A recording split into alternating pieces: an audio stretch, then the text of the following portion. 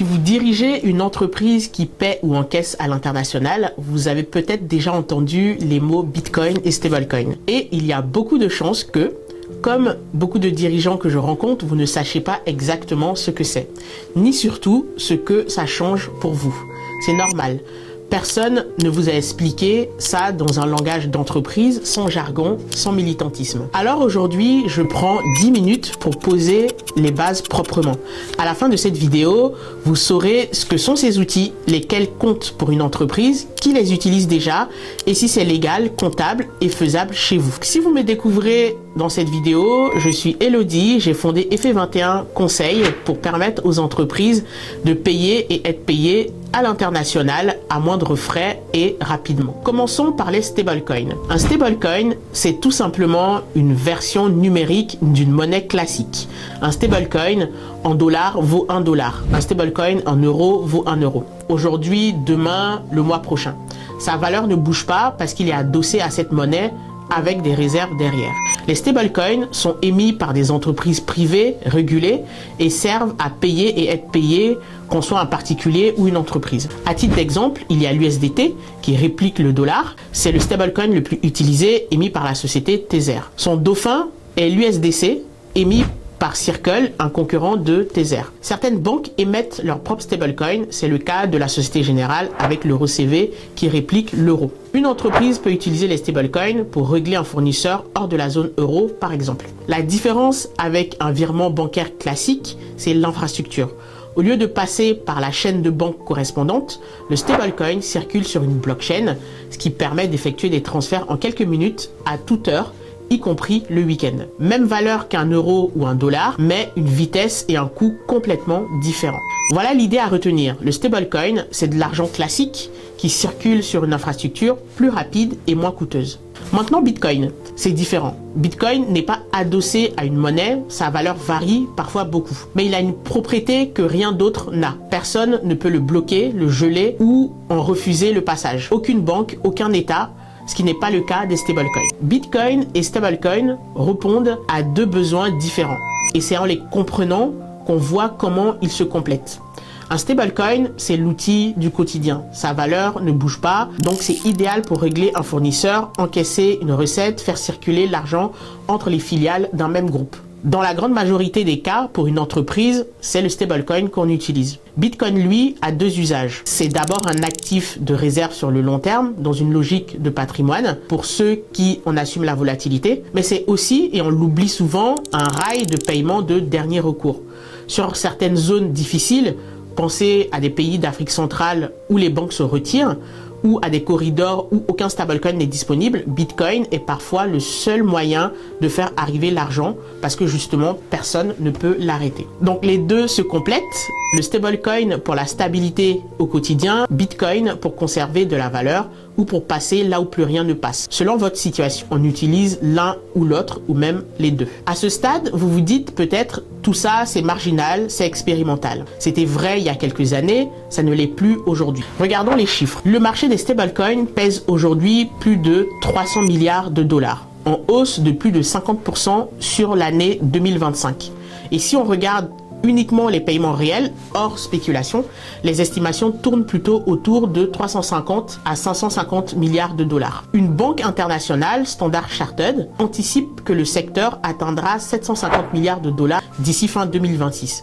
On ne parle plus donc d'une curiosité de niche, on parle d'une infrastructure financière qui monte et qui monte très vite. Et voici l'argument qui devrait retenir l'attention de tout dirigeant prudent.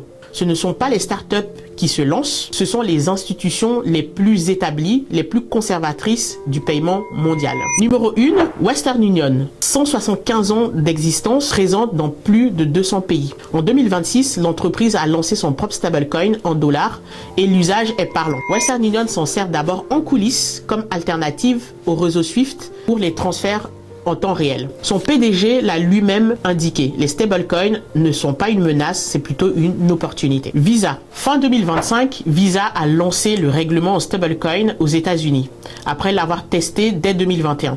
Aujourd'hui, Visa traite plusieurs milliards de dollars par an en règlement stablecoin sur plus d'une centaine de programmes à travers 50 pays dans le monde.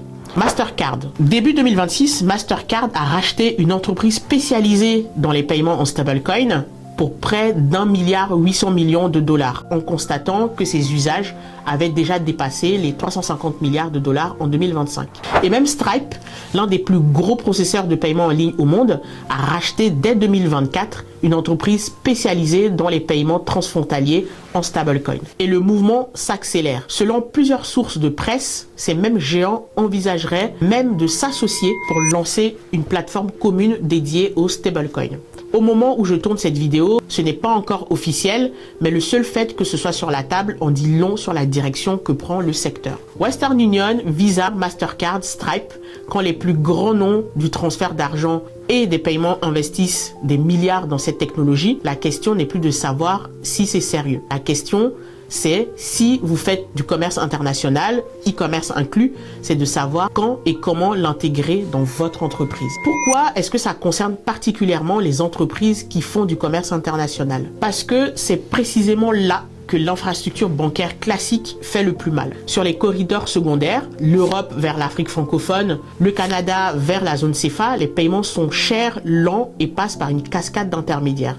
Plus le corridor est secondaire, plus il est cher et plus vous attendez. Le stablecoin sur ces corridors-là change complètement la donne. Le règlement ne dépend plus de la liquidité d'un corridor bancaire.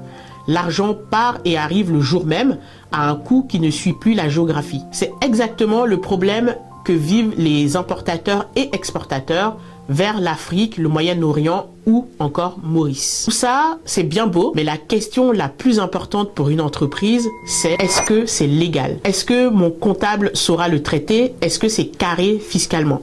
La réponse courte est oui, à condition de respecter le cadre.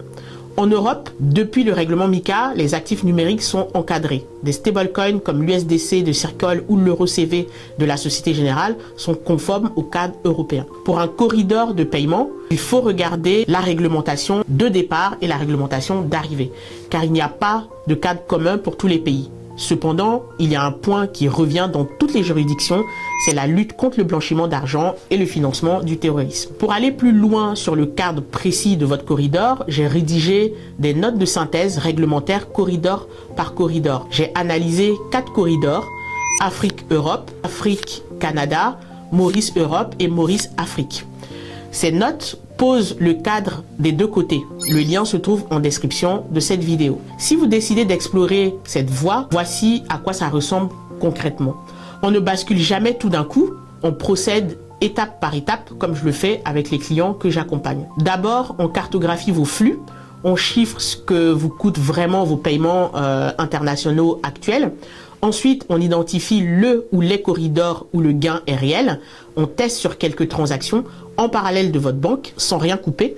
On mesure et seulement si les chiffres le confirment, on élargit. C'est exactement l'approche que j'ai développée chez Effet 21 Conseil. Mon métier n'est pas de vous vendre de la technologie, c'est de vous conseiller puis de vous accompagner. On analyse vos données, on évalue la meilleure façon d'intégrer les stablecoins dans votre contexte, on expérimente sur les transactions réelles et je vous remets une recommandation chiffrée. Et au-delà du conseil, je vous accompagne jusqu'au bout, la mise en place, l'intégration, la formation de vos équipes. Le conseil oriente la décision, mais ce qui fait la différence, c'est l'intégration. Les points d'attention, d'abord sécuriser le cadre réglementaire en amont, ensuite choisir le bon stablecoin et les bons partenaires régulés, et enfin garder votre comptable et votre équipe financière dans la boucle dès le début. Vous avez maintenant les bases, vous savez ce qu'est un stablecoin, en quoi il diffère de Bitcoin, qui l'utilise déjà et pourquoi ça concerne votre activité à l'international. La prochaine étape, c'est de savoir où vous en êtes, vous. J'ai préparé une grille d'auto-évaluation, 10 questions que vous remplissez seul, de votre côté, sans me transmettre aucune donnée. À la fin, vous savez si vos paiements internationaux vous coûtent trop cher. C'est gratuit, le lien est également en description. Et si vous voulez creuser le sujet, toutes mes autres vidéos partent de cette base-là. Abonnez-vous pour ne rien rater.